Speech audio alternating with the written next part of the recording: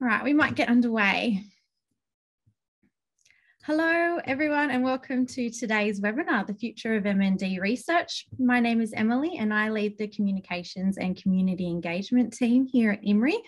We're excited to have you join us today as we learn more about motor neuron disease and some of the research happening in this space. In the spirit of reconciliation, I would like to start today's webinar by acknowledging the Dharawal people, the traditional custodians of the land in which IHMRI sits. I would like to also pay my respects to elders past, present, and emerging. So today we're joined by an expert panel of researchers who are currently working on several MND projects. There are currently over 2,100 Australians living with MND, with 2 Australians diagnosed each day. One of our panellists today, Professor Justin Yerbury, currently lives with MND and leads a research team based here at IHMRI and the University of Wollongong. His research has particular emphasis on protein misfolding, protein aggregation, and inclusion formation. In 2020, Justin was also recognised for his dedication to MND research and advocacy with a member of the order. We are also joined today by Professor Lezanne, who leads the Neurodevelopment and Neurodegeneration Lab at IHMRI and the University of Wollongong. Her research uses stem cells derived from human blood cells and skin cells to model disease and aid drug discovery. Lezanne's lab is working to better understand and treat diseases like MND, along with Alzheimer's disease and the extremely rare vanishing white matter disease.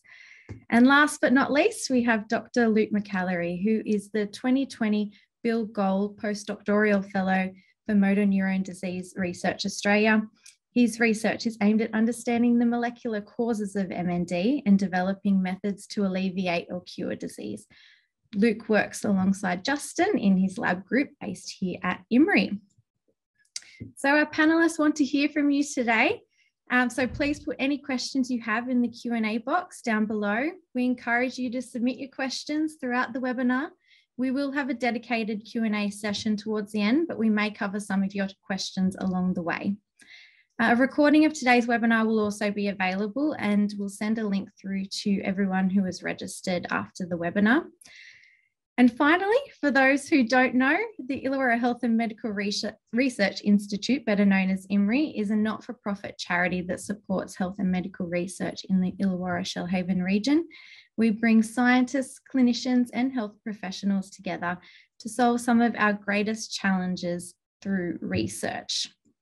So before I hand over to our first panelist for the day, I wanted to put a poll out there to gauge everyone's understanding of MND. So this poll will pop up on your screen.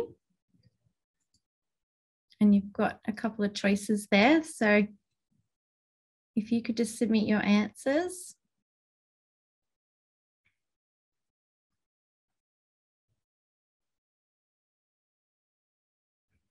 Okay. So it's a bit of even spread. So some are very knowledgeable, some somewhat, and then some have limited. So that's interesting. Hopefully by the end, we can check back in on this and we'll see some changes in that as well.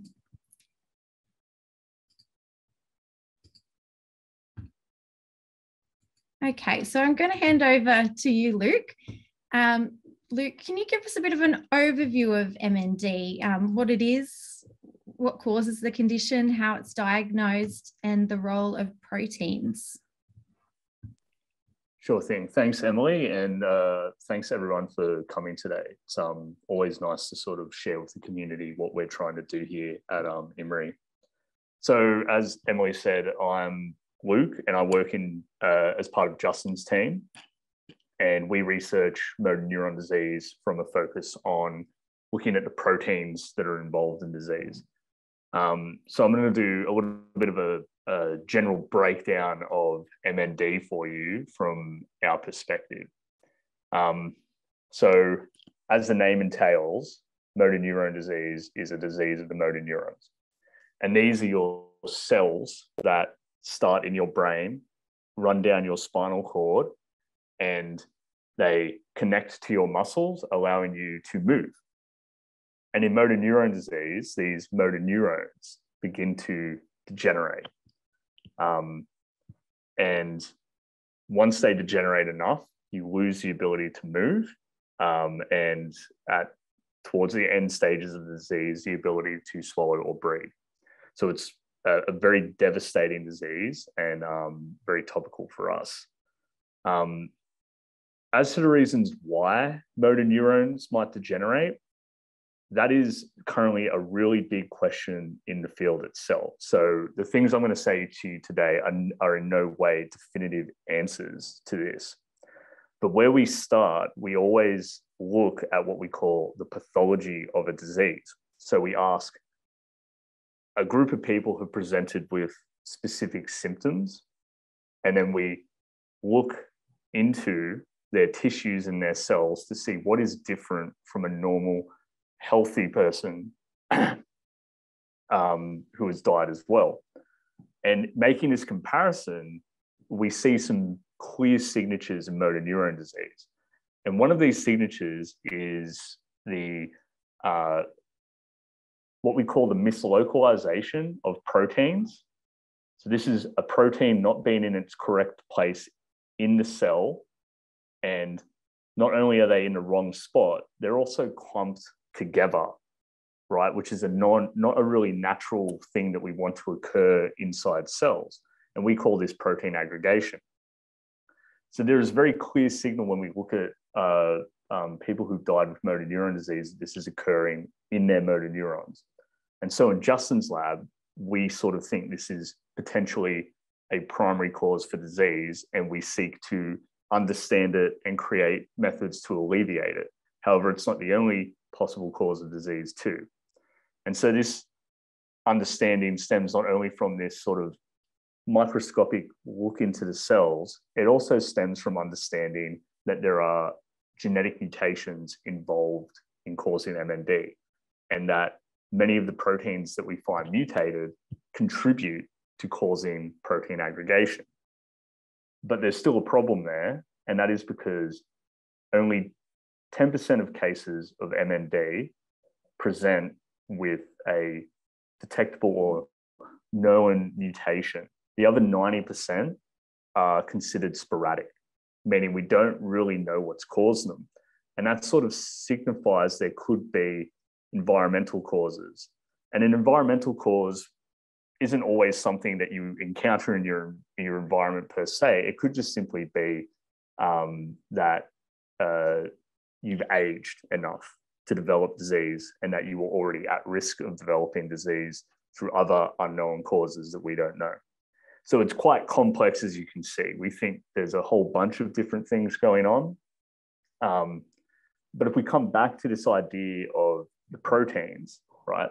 So your cells have an incredibly difficult job for them to do, which is that they need to create billions to trillions of proteins almost consistently.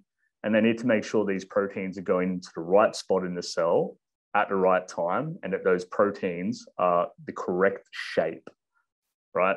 And so sometimes cells fail to do this. And in motor neurone disease, it appears that your motor neurons fail to do this specifically. And this results in very important proteins that are meant to be doing their job somewhere specific in the cell, not being in that location and not being able to do their job.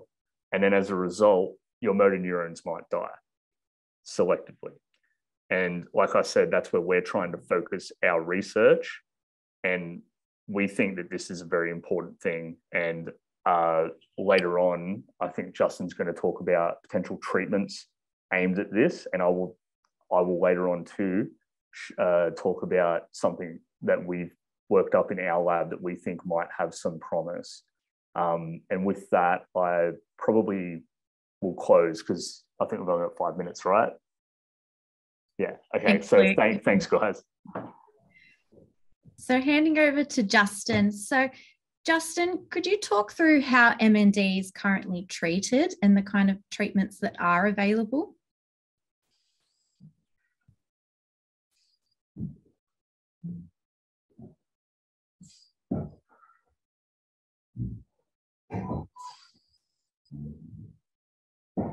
I would like to start by acknowledging the First Nations, custodians of the land upon which I live and work. I pay my respect to the Eora people who care for our country and for the elders past, present and emerging. At this moment, treatment options for MND are limited, with just 2 drugs approved in Australia. They offer only modest benefits. They are by no means a cure. For decades, the drug Riluzole was the only therapeutic drug for MND patients. It's reasonably safe. It's listed on the PBS for eligible patients and is available in a few different formulations in Australia under the names Riluzole, APO Riluzole, and Teglutic. Riluzole slows disease progression and prolongs survival by a few months and possibly up to a year. The benefit of Riluzole is probably greatest when treatment begins soon after diagnosis. While its precise mode of action is not known, Riluzole inhibits glutamate signaling, so is expected to modulate the hyperexcitability that is occurring in the motor neurons. Very recently, a second drug, Edaravone, was approved for use in Australia. Manufactured under brand name Radicava. This drug is an antioxidant or free radical scavenger. While it performed promisingly in preclinical and phase 1 and 2 trials, efficacy was not well supported by phase 3 clinical trials. Its use for MND remains controversial. For example, it was not approved for use in Europe, and it currently cannot be said to increase survival. However, further analyses are ongoing, and Edaravone may prove more robustly beneficial for particular subsets of MND patients. There were a few other things that are not drug-based but have been shown to help extend survival and improve quality of life. The first is increasing the amount of calories that you eat. This is sometimes referred to as the Ben and Jerry's diet, but Australian ice cream works just as well. But the thing that increases lifespan the most of any type of therapy we have at the moment is assisted ventilation. You may have heard it called non-invasive ventilation, or NIV for short. In rare cases, people can have surgery to have the ventilator inserted into the trachea. It is important to remember that while ventilation will extend your life, it will not slow down the effects of the MND. It is clear that we need to better understand the disease so we can discover drugs that have real effects on outcomes.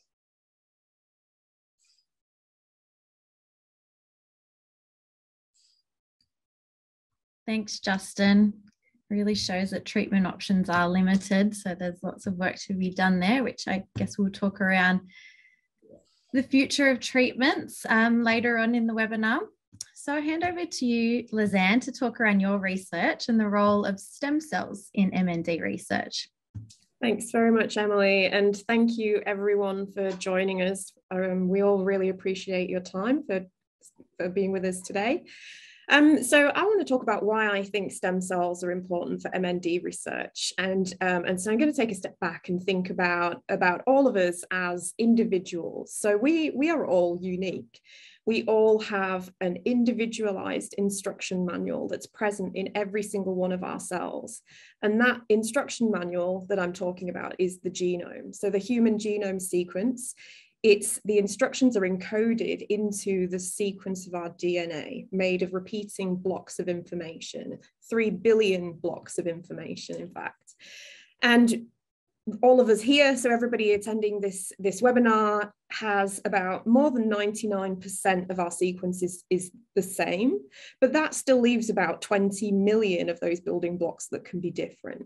So small differences in our DNA sequence can affect our chances of getting all kinds of different diseases, including motor neurone disease. And as Luke mentioned, so the DNA itself is broken up into genes, and it's the genes that make the proteins.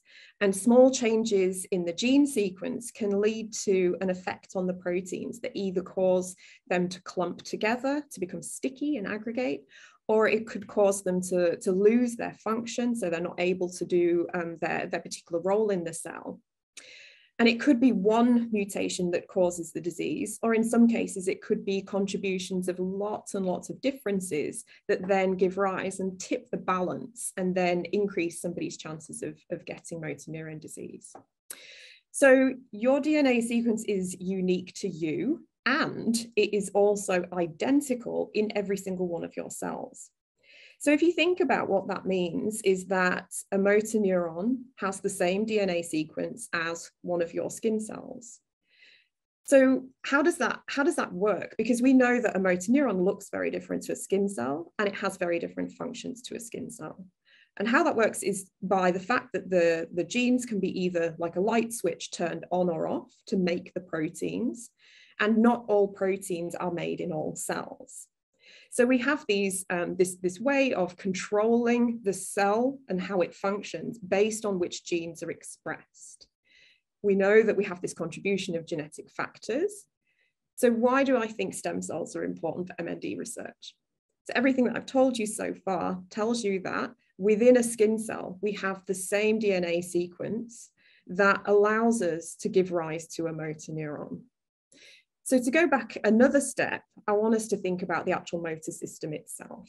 So as Luke mentioned, your motor system is made up of the motor neurons that are present starting at the top of the brain in the motor cortex, and you've got a train track network of neurons all the way down through the brain, down the spinal cord, that extend then to the periphery, so places like your hand. So if I want to pick up this cup, for example, there's a signal that needs to go from my motor cortex all the way down my spinal cord and needs to go to the muscles. So one of the things that we know that happens in motor neuron disease is the motor neurons degenerate. So thinking about those train tracks, even before a patient has developed the loss of motor function, it's been found that by measuring these signals in living patients, the way that motor neurons from patients communicate with one another and with the periphery is different to people that don't have the disease. So this is obviously something that happens very, very early in the disease course. And usually in research, we're trying to understand those very early changes. Like Luke said, there's lots of different things that happen to the motor neurons, lots of different processes are affected. But if we can find some of those early changes, maybe we can find a way to try and prevent some of that degeneration. So as I said, you can measure this in living patients, the fact that there is different communication, different signals coming from the motor neurons in people that have the disease. So let's go back to that question of why stem cells are important and bring all of these things together. So we want to try and understand what is happening in the motor neurons of motor neurone disease patients. We want to understand what causes those changes in signaling. And to do that, what we can do is we want to have a source of lots and lots of motor neurons in a dish, so we can start to ask questions. To be able to do that, what we can do is we can use skin cells that are donated by patients, and we can convert those into stem cells. So why stem cells? So stem cells have the ability to become any cell type in the body. In fact, we all started out as a small collection of stem cells, and those stem cells then developed into the 15 trillion cells that make you up today. So the stem cells have the capacity to become motor neurons. So once we have taken those skin cells, we can convert them into stem cells and then convert those stem cells into motor neurons. And now in a dish, we have a source of millions of motor neurons that come from either patients or from people that don't have the disease.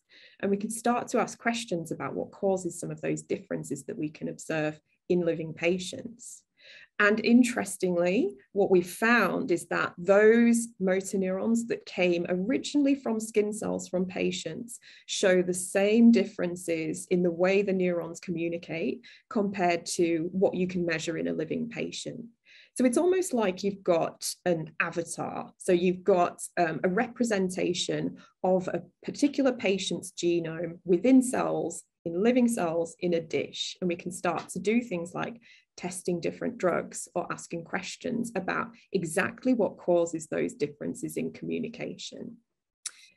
So overall, what we're trying to do, and what I think the future of MND research will be, is that we know that everybody is unique. We know that all patients have a slightly different form of the disease. And in fact, motor neurone disease may be many different types of diseases.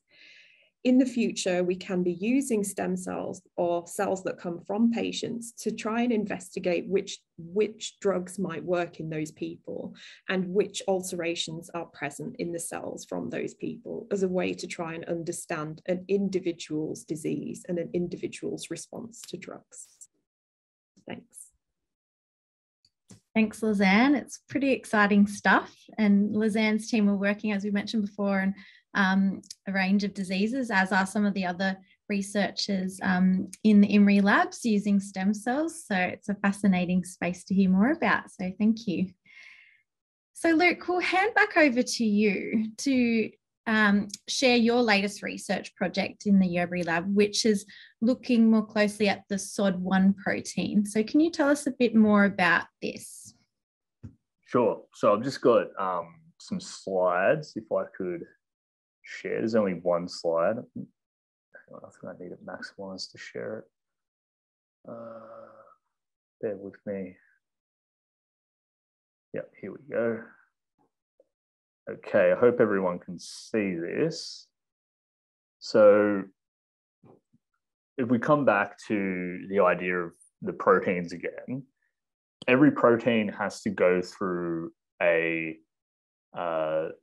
process of folding, because a protein is like a big long piece of string or a chain that needs to make certain shapes and knots to reach what we call its correct shape, so that it can then affect its function. And if it doesn't reach its correct shape, most of the time your cells will destroy it. But if they can't, they typically end up accumulating in these large, dense clumps of protein called aggregates that are very toxic to cells, especially motor neurons.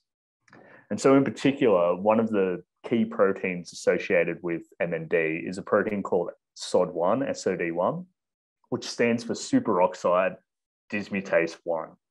And its job in the cell is to go around and clean up oxygen, so that it's a scavenger of radical oxygen. So it's a sort of oxidative active enzyme. And so this picture here is just a sort of very simplistic view of how this protein sort of goes through its folding process. And so here on the left, you've got the very basic form of SOD, where it's basically just has none of its what we call cofactors. So here you've got these two SHs. This is basically just what we call a disulfide bond, which is a a bond between two different parts of a protein that strengthens that protein's fold. And it's got two empty spots where it can bind some metal cofactors that help it do its job. And so how this works, and over the past, since this protein was found in the 1960s, we've sort of fully tried to understand its folding process. And we sort of know now that one of the first things it needs to bind is zinc, followed by the input of copper into the protein by another protein. And then after this, we get this disulfide bond forms. So these two separate things that aren't connected connect and strengthen the protein. And then two separate SOD molecules will interact. And this is the correct shape of SOD. And so in disease, we think that this process is dysfunctional and that it's more difficult for you to go down this pathway towards this correct shape. And so what we've come up with are, so here, sorry, I was pressing the wrong button. So that we get sort of a back transition to these lower states that can also lead to this aggregation that we think is toxic. And so by understanding this, and this is what we call basic research, which is, this very basic, trying to understand natural phenomena, we sort of started picking out methods by which we could enhance this pathway to lead towards the correct shape. So back towards this. And so one of the first things, and that's been a really strongly Australian-led effort, is this compound called copper ATSM, which provides some more copper to the cell so that you get more of this step here happening. And this copper ATSM molecule is currently in clinical trials in Australia. So we're waiting with bated breath on that, see how that helps. And then our group in particular worked with some people from England to discover this molecule called epsilon, which helps with this step here, the disulfide formation. And so our thoughts are, and we recently published, that these two drugs used together in a combination are more effective at creating this correct shape than either drug alone. And so this is what we call a co-treatment. And this is where I personally think a lot of treatments for many, many diseases are going to start working. And to swing it back to what Lezanne said, that the future of medicine in general will be personalized culturing of your cells to see what medicines may work for you for really any disease that we can potentially model. But we think in the case of ALS associated with SOD1, that this co-treatment might be the way to go forward. And so we're currently researching that in the lab further than what we've already done. And so with that being said, there's never really a singular effort in doing any of this. And I'd just like to plug in the current Yerbury lab here, from Justin all the way along these people that I work with daily who are wonderful people, and in particular to plug Jeremy, who's continuing a lot of this research to enhance it, and Victoria, who did a lot of the groundwork on this research. And of course, the people also who give us the funds to do this, and also the people who donate as well to help us continue doing this research. And with that, I'll stop my share and hand back over to the next person. And remember, guys, feel free to ask questions at any point about any of this as well. Thanks. Thanks, Luke. That's really interesting. So Justin, we'll hand back over to you to talk around the future of MND treatment, to expand on what's, I guess, in the pipeline, and what new treatments are potentially out there.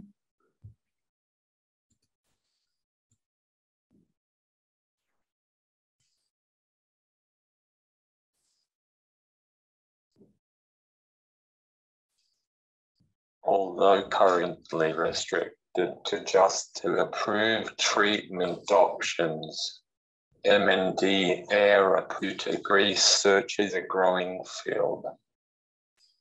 Researchers worldwide are incrementally gaining a better understanding of the molecular mechanisms driving motor neuron loss in this disease.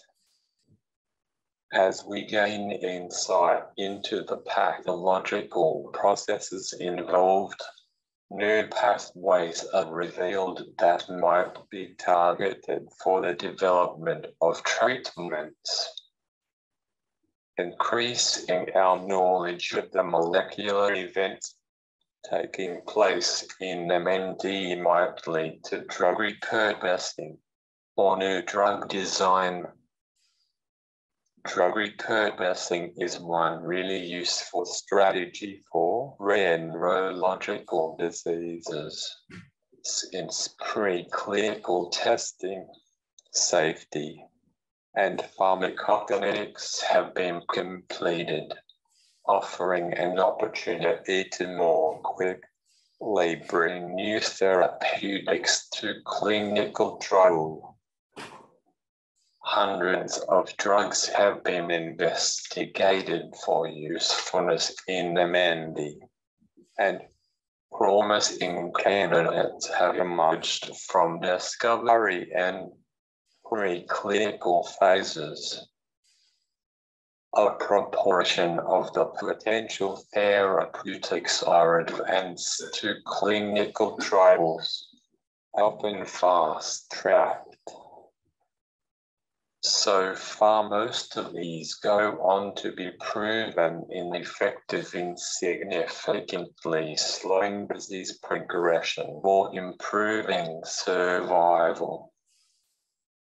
There are currently 871 clinical trials listed on clinicaltrials.gov, which includes trials from all around the world. This gives you an idea of how much work is being done to try to find a treatment for MND. In Australia, there are 40 trials listed which tests 20 different drugs, of which only 10 trials are at the stage where they are looking to recruit. If you are interested, the website clinicaltrials.gov contains the criteria each trial is looking for and the contact details. The potential treatments can be small molecules, antisense oligonucleotides, and bodies, cell gene therapy, by combinations of these. Depending on what kind of therapy is being tested, the way it is delivered can be different. Small molecule drugs offer a means to control the pathological processes, potentially making them less dependent on an individual's genetics.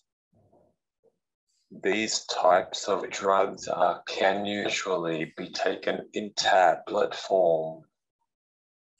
In contrast, antisense oligonucleotide strategies are gene-specific.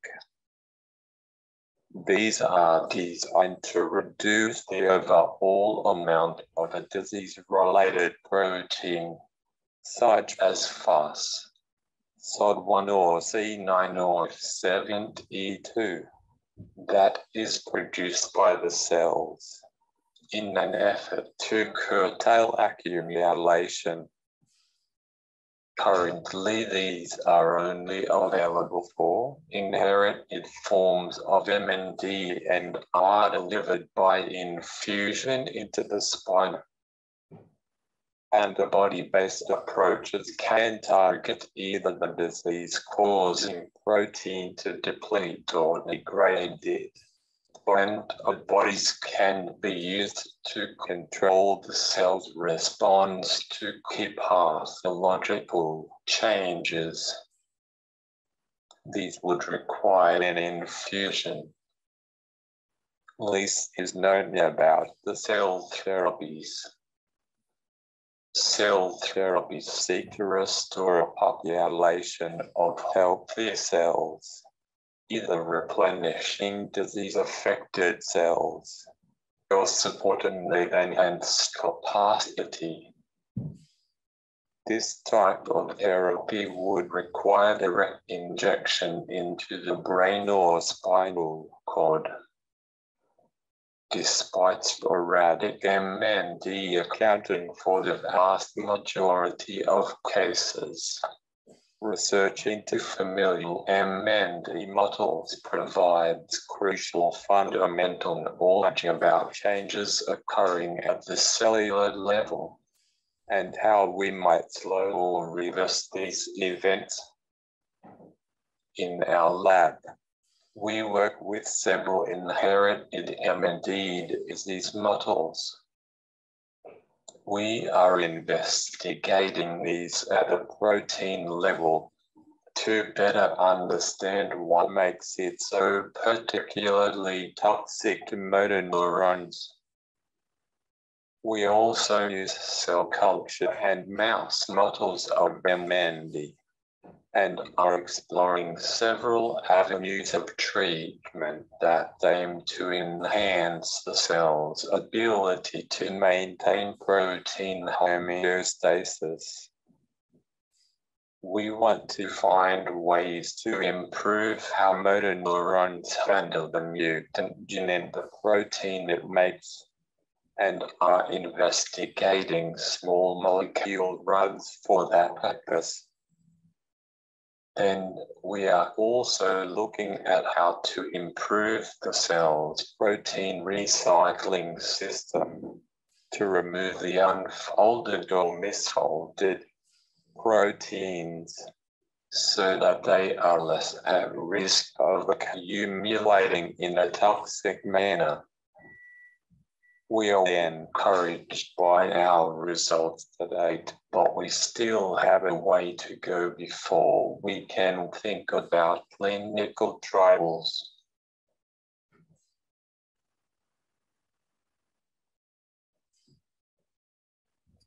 Thanks, Justin.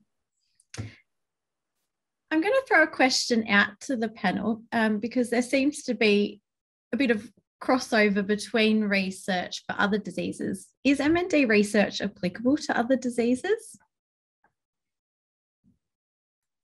Is that something you could? Yeah, I can start there if you like. I think there's some similarities that are emerging, and even more so as the research progresses, between motor neuron disease and other neurodegenerative diseases like Alzheimer's disease and Parkinson's disease.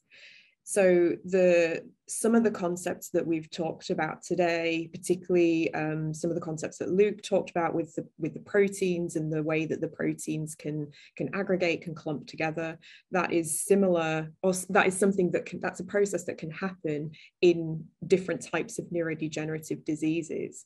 And then the question becomes why those specific diseases are caused from protein aggregations. So they seem to target different proteins, aggregating seem to target different types of neurons to cause different types of neurodegenerative diseases. So there are lots of similarities between motor neuron disease and other types of diseases as well. Do you have anything else to add, Luke?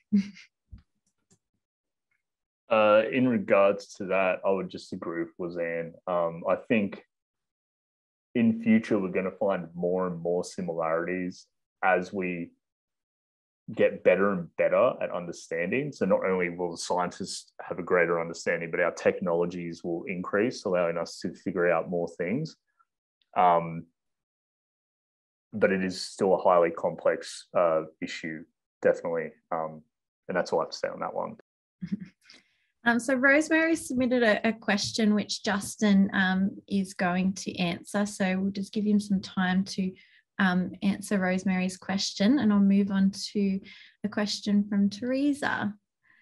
Or maybe it's a comment. Okay, so it looks like the treatments on the SOD pathway are aimed at promoting the correct pathway, does this then also prevent or outweigh the misfolded pathway? Is there any known threshold level for aggregation of the damaged proteins and subsequent impacts of the motor neurons? So I guess that's pointed at me, so I'll answer that. So thanks for the question, Teresa. That's a good question. In regards to the first part, that the treatment's aimed at promoting the correct pathway. So currently, all we've done in the lab is do this in a dish on a cell model. So these are cells that are not from a human or anything. They're cancerous, meaning that we can continually grow them and manipulate them. So it's not really the best model, but it's the starting sort of model that most people start with. And yes, when we treat the cells with these drugs, we see that more of the sod in the cells is correctly folded than if we untreat them. And as a result, the cells make less protein aggregates and survive for longer when they do make, when they are expressing a SOD1 misfolded form. The second part of your question, is there a known threshold for aggregation of the damaged proteins and its subsequent impact on motor neurons? It's not, it's difficult to sort of know that very specifically, but what we do know is that there are many different mutations that can happen in this SOD1 protein, and that there appears to be a relationship between how damaging that mutation is to the protein and how much that impacts the motor neuron. So some mutations only minimally affect the protein, and those people who have those mutations appear to have a much less severe or aggressive form of MND, whereas there are some very damaging mutations that will cause a very rapid and aggressive form of MND. So I think there probably is some threshold, but we don't exactly know what it is at the moment. I hope that answers your question, by the way. And do we know how many forms of MND are out there, or is there still a bit of an unknown as we learn more about the disease? Is that something? Yeah, I think that's an interesting question, Emily. I mean, there are different forms of motor neuron. There are different types of motor neurone diseases, but even within the field of amyotrophic lateral sclerosis, which is the field that mostly my lab and Justin's lab are working on, even within that, there's debate about whether that is one disease or multiple diseases.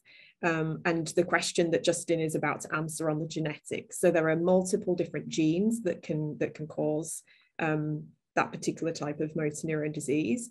And even without the genetics, there's slightly different pathologies or ways that it seems to manifest. So that's something that people are very interested in trying to understand. And that's very important for designing clinical trials for drugs, because we don't know if we're looking at one disease or many. That's interesting. So if I could add something to that. Yeah. That's a really good question, that one. And I think it gets at how we've built up knowledge over time as a society, and that in first instances, when we create a definition for a disease, we're sort of relying upon this sort of looking at a patient from an outside perspective and just looking at how their symptoms present, and then once they've maybe passed away, what sort of things we can find in their body. But as our technology levels are increasing so rapidly, we're finding more and more and more information that starts to split these things that we once thought were similar apart. And it's not just happening in the MND field, it's happening in a lot of different disease fields that we're finding slight differences. And as a result, like Lezanne said, debate is now rising up about this. And it's probably going to get, I'm not going to use the word worse, but I think we're going to find more and more out as time goes on. And it's going to be much more rapid that we find this out. Thanks, Luke. I've got a question here from Emily Stewart, and I'll be guided by our panelists as to who's best to answer it. She's asked, are there any similarities between hereditary neuropathy with liability to pressure palsies, HNNP, and MND?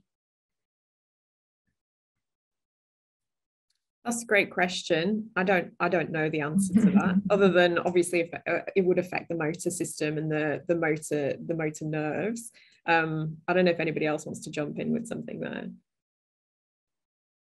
I don't know anything about either of those, but I just want to point out that in the chat, Justin has answered Rosemary Watson's question. Okay.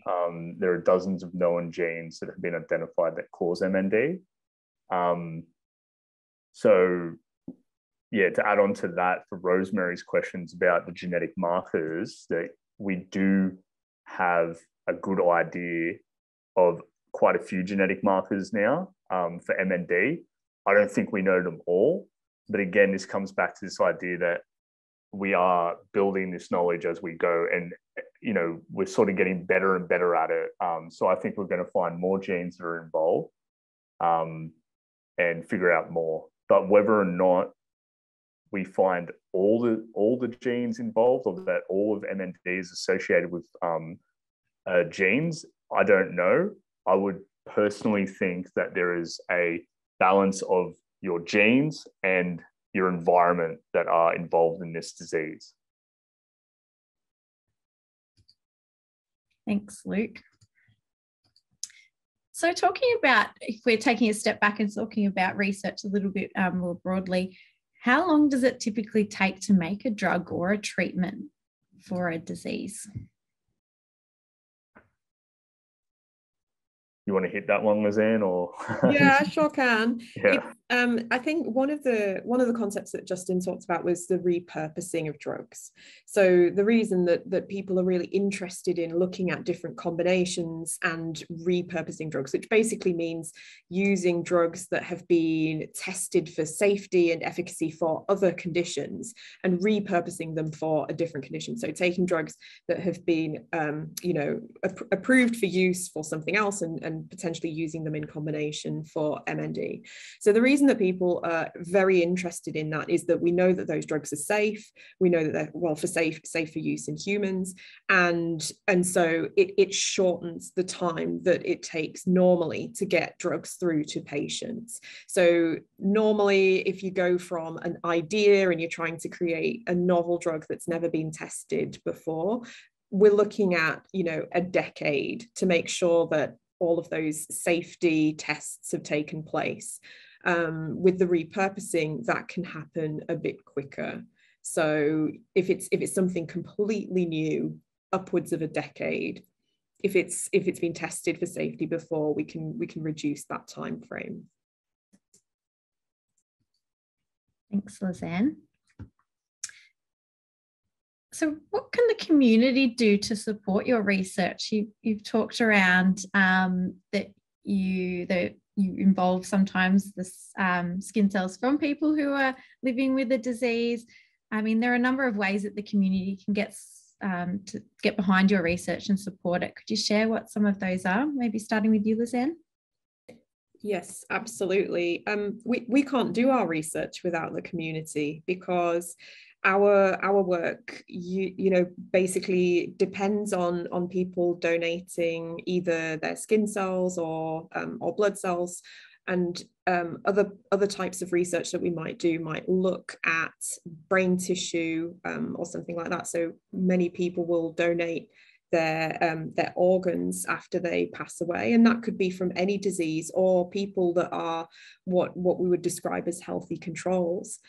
So being able to contribute with something physical is probably the most important in terms of the research from our perspective. And thank you to all of the donors that have been involved in our studies. We're always incredibly grateful that people take the time to be involved in research. Excellent, thanks, Lezanne. So, talking around research and the difference it can make to treatment over the years, for those in the audience that don't understand how research is typically funded and what the challenges are. Can you talk to that? Even Luke, we might pass that over to you. The challenges of getting funding. Yes, of supporting some of the challenges that you face and what can arise as a researcher. Yeah. I mean, there's a lot of challenges, right? I guess I'll go through my perspective. So I'm what's considered an early career researcher. So I'm not established. I don't run my own lab like Justin and Lezanne do. And I've more recently finished my PhD. And from the perspective of someone like me, there is a sort of consistent need at every level. So you need people like me who are early career. You need people like Justin and Lezanne who are what I'd term mid-career researchers who are running a lab, and you need younger people doing their PhD so that we've got this sort of continual input of not only experience like Justin and Lezanne would bring, but also new sort of knowledge and excitement to the areas. And I think this is a big thing that's very important in a good way in how science works, is that we've got such a breadth of people working towards something. However, a challenge is actually moving through that pipeline from being a student to reaching this sort of experienced level, because being a PhD student is quite hard.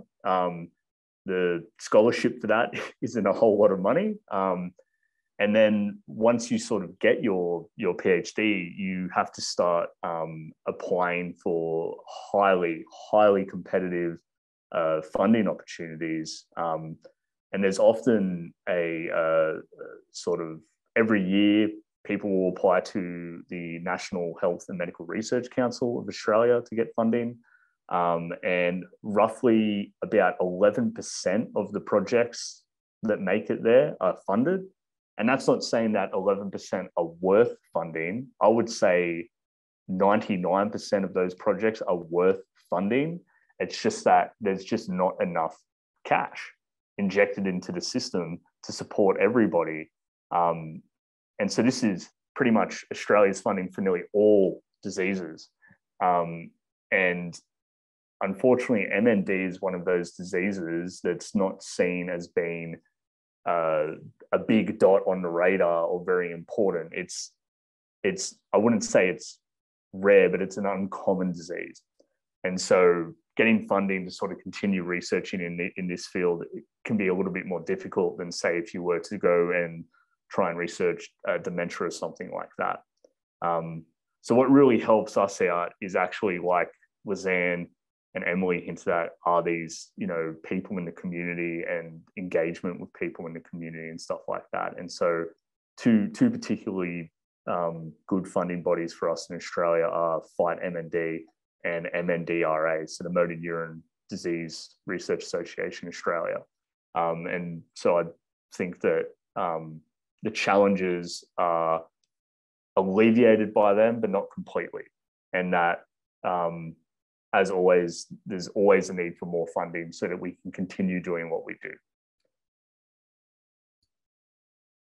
Yeah, answered that well. So if there's no more questions to come through the Q&A, I thought we could end on where to from here in regards to your research. So Lezanne, do you want to start with that one? Yeah, for sure. Thanks, Emily. Well, like I was talking about, so we're using cells that come from patients, and what we're doing at the moment is using these tiny electrodes that we can use to measure those electrical signals from individual neurons that come from those patients, and also electrodes that can look at the signals that go across whole networks of neurons in a dish. So it means that we have this source of millions of motor neurons, and we can use these electrodes to ask these very sort of precise questions about exactly what those signals are and how they're different. And then to also use drugs that can alleviate those differences and see if we can try and protect motor neurons. And going from there, so that's what we're doing at the moment. We're also bringing in trying to understand what the contributions of other cell types as well. So we've talked a lot about motor neurons, but motor neurons in a person don't work in isolation. There are lots of different cell types that are involved in that degeneration process, and we can start to harness those other cell types as well to try and protect motor neurons. So the work that we're doing at the moment is extending beyond not just having motor neurons from a patient in a dish, but all of those other systems as well. We can start to build almost like a three-dimensional piece of tissue that represents that person.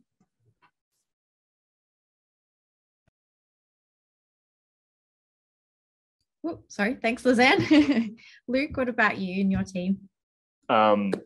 So in Justin's team, it's always two things. What causes MND and what could we potentially do to treat or cure it? In regards to the first one, it's always sort of more exploratory stuff going on there.